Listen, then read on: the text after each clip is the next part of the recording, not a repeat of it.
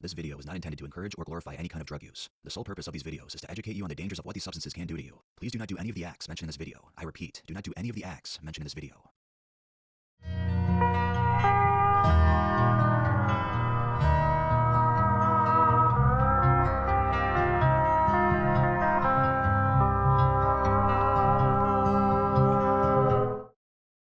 Welcome to the world of Tales from the Trip.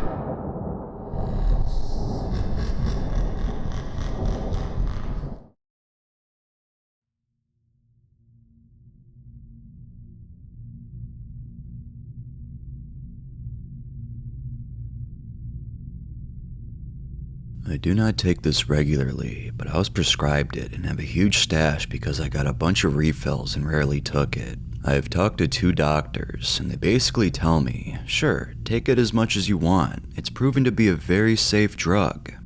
I wouldn't bet on that though. I would be careful with it. Last night I was bored and not much to do, so I decided to take some Gabapentin. I took 900 milligrams at first, and then about 15 minutes later, 900 milligrams again. I was alone, maybe not the best idea now that I look back on it. I was just chilling watching Netflix, and I felt the buzz come on. Pain was blocked, and my arms and legs felt quite numb when I scratched them. I barely felt it. I started to get the usual marijuana-like feeling of improved concentration and slight mood lift, which is my favorite part of the drug. Also, the show I was watching seemed more interesting. Well, it was all good for like a couple hours, but then, all of a sudden, everything changed. I got a feeling like the show was incredibly stupid, which it is of course, and I got a little angry. Then I left the show and looked at other shows, and they all seemed incredibly stupid.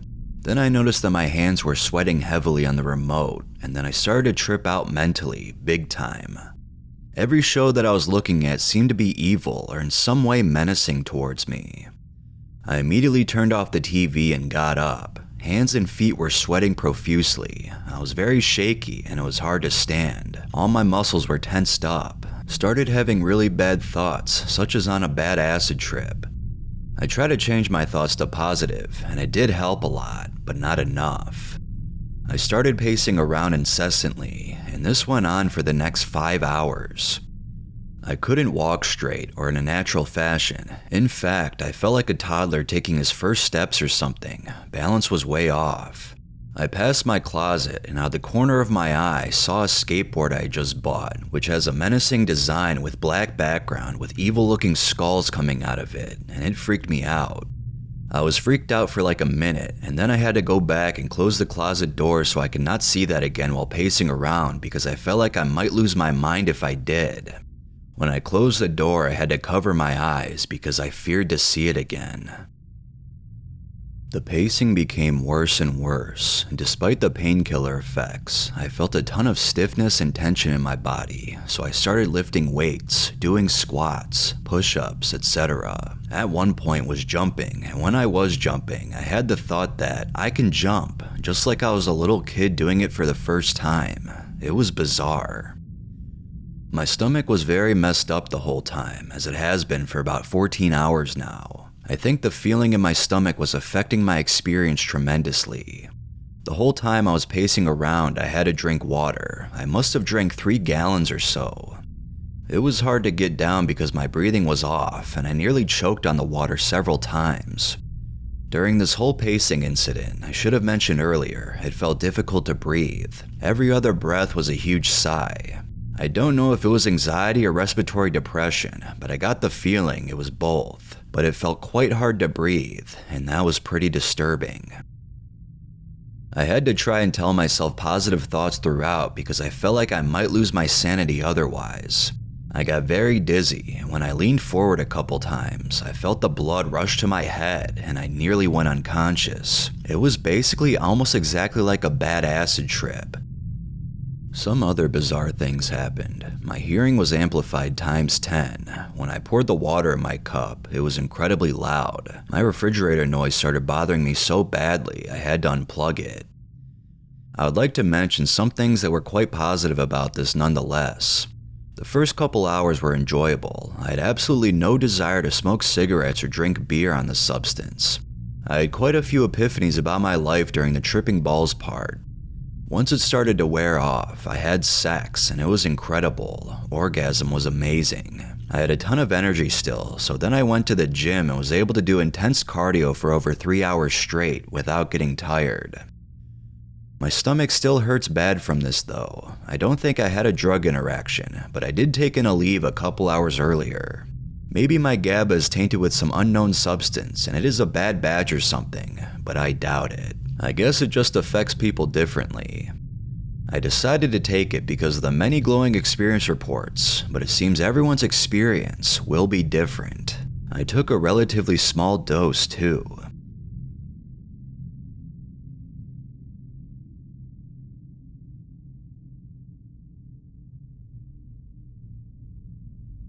I was prescribed Gabapentin for nerve pain earlier last year, and over time my dosage increased to the point where I was taking 2 800mg pills 3 times a day. I was told that they can be recreational, and of course I didn't believe it because I take so much in a day. One day I took around 4 grams at once, and I noticed increased sociability, euphoria, lightness, and maybe a slight tracer type thing. I did this a lot, but every now and again, I would take a dose around 8 to 12 grams for increased goodness, but although the goodness increased, so did the tracers, dizziness, and/or lightheadedness. This was a side thing I did for a week or two every now and then, but I mainly smoke weed. One day, I had taken around 4 grams of gabapentin and went to a friend's house. I stayed there most of the day, and later my friend offered me a hit of the bong. I thought, I took some pills, but these gabapentin pills might mix well with weed like some opiates. I was very wrong. The amount of dizziness I experienced was overwhelming. I couldn't keep both of my eyes in the same place. Everything was blurry and tingling, but my head was killing me. I started feeling nauseous, so I closed my eyes, but that didn't help. I ended up puking for hours and passing out in my car outside of my friend's house. At the time, I had no idea what caused this, so 2 days later, I took about 6,400 to 7,200 milligrams of gabapentin, and a bit later that day, carried out my daily habit of smoking 1 or 2 bowls from my long pipe on the back porch. I smoke about half of a gram to a gram per bowl, but since I pack it a bit, I'll go with a gram. I smoked the first one completely, and at 22% THC, that's about 220 milligrams, but I have a very high tolerance, so I felt the relaxation, but I didn't feel much of a head high like I normally do, so I cleaned my pipe out and packed a second bowl. About halfway through the second one, I started to get some visual distortions that were a bit odd, and I got kind of stumbly, so I stopped smoking and went inside. I got to my bedroom, plugged my phone up, and put my headphones on, and when I looked at my phone, everything was super blurry and streaky. It immediately made my head hurt, and I went to try and focus harder, and my eyes felt like they weren't even under my control. They were drooping and sagging and just swaying, not moving where I wanted them to go, like the room was spinning. I ended up getting nauseous and throwing up for hours again before passing out on the bathroom floor. I woke up the next day and did not take any gabapentin, went through about half of the day, so now it has been 14 plus hours since the last gabapentin dose. I didn't take any this next day, and I went outside on the porch, smoked 2 bowls and went inside, and never had a single problem. These 2 substances do not mix. Together they make me so incredibly dizzy, I threw up 100% of the time. I hate that I had to do it twice to realize where the problem was, but I did it twice, so you don't have to. Be safe and do your research, guys. Cheers.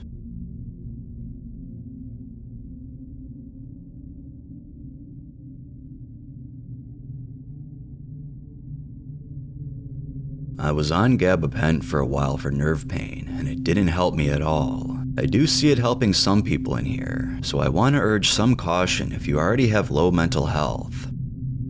I had no idea how bad my mental health had gotten until recently coming off of gabapentin. I feel normal again, but I was in a very dark place and had a number of mental breakdowns while taking it. The pain also seemed much less manageable to me than it does now that I am not taking it. I wasn't able to think clearly at all.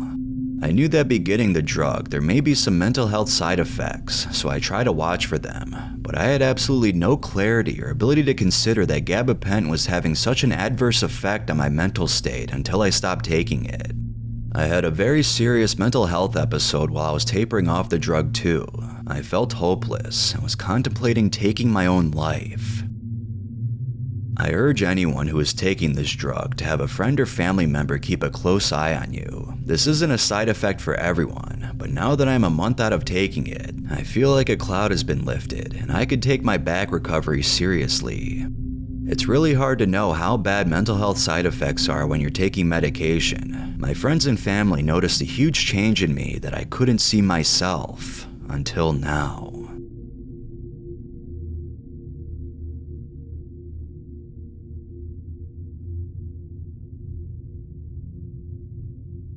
I used to sell this stuff. Granted, the trip it sends me on is very fun. I'm very focused, very happy, and full of energy. I feel as if the world cannot touch me.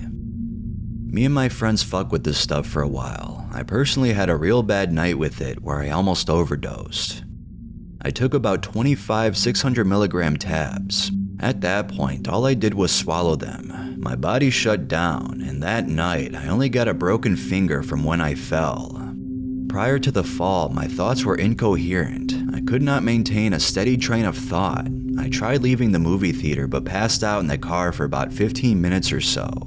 Then I drove home and almost wrecked. 5 600 milligram pills on an empty stomach sent my friend into a very bad seizure where she was brought to the hospital. She almost died that night. She also had the same violent reaction when she took 22 800 milligram pills and drank a 40 ounce of Steel Reserve on top of them. That was a truly bad night that almost ended in her demise as well.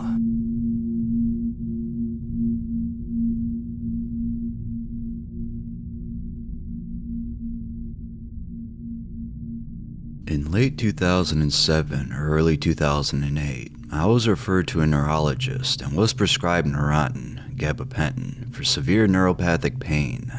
While I've never been diagnosed with a specific condition, I've struggled with severe nerve pain, insomnia, as well as depression and other symptoms.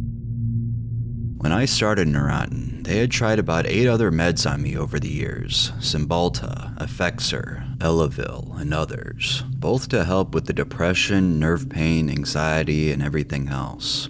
Nothing worked, and the doctor suggested gabapentin. I was desperate, and at the time thought it was a relatively safe medication. Immediately, I noticed an improvement in my nerve pain, and I continued to take it. At first, the doctor started me on one 300 milligram dosage, and I was on one 1 milligram dose of tenazidine daily for my muscle spasms as well. A few months later, I was up to 2 300 milligram capsules a day, and then a year or so later, I was up to 3 a day. It helped me immensely with my nerve pain and depression, and made me able to get out of bed. Before I had taken it, I missed an average of 15 to 25 days a term at school because I was hurting so bad I couldn't get out of bed, climb the stairs, and drive to school. I was so happy I'd finally found something, even though I didn't like that I was dependent on a pill. I went to college in 2009 and was still at 900 milligrams a day. Up to this time, I'd had no problem with refills and had received the meds every day for over a year. Well, my doctor called in the prescriptions to the pharmacy in my hometown, over an hour and a half away from where I was living at the time to go to school. I tried to get it changed, but they screwed it up and it got sent to the right pharmacy, but since it had already been sent to the first, I couldn't pay for it because the insurance wouldn't authorize it twice. I had not had any Neurontin for about 12 to 18 hours at this point because I had run out the night before. I felt completely and totally out of it and could barely move. I felt awful and ended up making the drive back to my hometown to get the prescription. I got to this other pharmacy an hour and 45 minutes away, and the first thing I thought was, I have no idea how the hell I got here. I couldn't remember the drive. I was a zombie. All was well though. I got the script and resumed taking it. Soon my nerve pain came back after a month or two, and I was up to 1200 milligrams a day. I went on like this for another year or so, and it started coming back as my tolerance built. Eventually, I had to up the dose even further. I was prescribed 1800 milligrams a day, which I was on for a year or so. Around this time, I discovered the wonders of marijuana and started smoking it. I found the effects to be much more pleasant, but it accomplished all the same things. After a while, when I wasn't smoking weed, my nerve pain would come back with a vengeance some days, so I would take my 3 600 milligram dose plus another half a pill, or I'd take some for my friends or family members and take a couple of their 100 milligrams. Eventually, as this went on, in December 2011, I was abusing my muscle relaxants. At this time, I was on 2 4 milligram doses of tenazidine as well, because as the Neurontin became less effective, my anxiety got out of control. I became addicted to those and was snorting a quarter of a pill every couple of hours, which made them 3 to 4 times more potent. I realized how out of control things were and that gabapentin was no longer working for me. Neither was the tenazidine, and decided to quit all synthetic substances. I weaned myself off the tenazidine over a week or so to little ill effect, but when I tried to wean myself off Neurontin, it took over a month, about 5 weeks. After I quit taking it altogether, I realized there was no way in hell it was worth the relief it gave me. I spent 3 to 4 weeks in bed 95% of the time. I could not talk to people. My social anxiety was at an all-time high. I've never come even close to being that anxious and depressed. I'd see something sad or something that would remind me of the past on TV and start bawling. For the first 2 to 3 weeks, I would cry and shake, but I simply didn't sleep for a week at a time. I wanted to die. I thought about killing myself and almost took up my old habit of self-injury. All I could think about was a razor blade and slicing the fuck out of every part of my body. I was empty and ugly and worthless, and nothing I said meant anything. I couldn't face my family or the world in general. Even in public, I wanted to cry. The few times I went out in public or drove, I had to hide and cry so people wouldn't think I was crazy. My skin felt like it was on fire this entire time, and I was going outside every half hour for a cigarette, trying desperately to ease the withdrawal of this supposedly harmless medication that was not supposed to be addictive. I ended up in the hospital around this time as well because I passed out. I have no idea if it was related at all, but it only fueled my anxiety. My anxiety was there at any minute, and this went on like this for a month. When it got slightly better, it continued for a couple more weeks and got slightly better, and a couple more. And here I am, 7 months after, and I still have some of the same symptoms. They are just under control now. The withdrawal symptoms were severe enough to significantly impede my ability to live for 3 months after going completely off Neurontin, and I still do not sleep like I did before and on Neurontin. I feel like this huge part of me was taken, and I'll never get it back. This medication needs to have a warning about being physically addictive. I've withdrawn off several substances, and I've never had one come even close to this one, especially in duration. I've seen people withdraw off heroin before, and though that is more severe, the duration is much shorter. I'm contemplating contacting a lawyer right now so that they will have to label it as habit forming. So many people are taking this medication, and they think it's great, but if they ever come off it, they'll see why it's not. The dosage will always increase, and I wasn't even on the maximum dosage approved. There is no way you can win with this drug. The only time I would say to take it is if it's not a daily thing and it's your only option. If I had not had marijuana and a couple good friends, I would not be writing this. Suicide was the most prevalent thing on my mind the entire time, just to end all of the horrid pain. This is most definitely not a good substance to be on long term, much worse than SSRIs and opiate scripts. I promise you, I've withdrawn off of those, and this is worse, so much worse.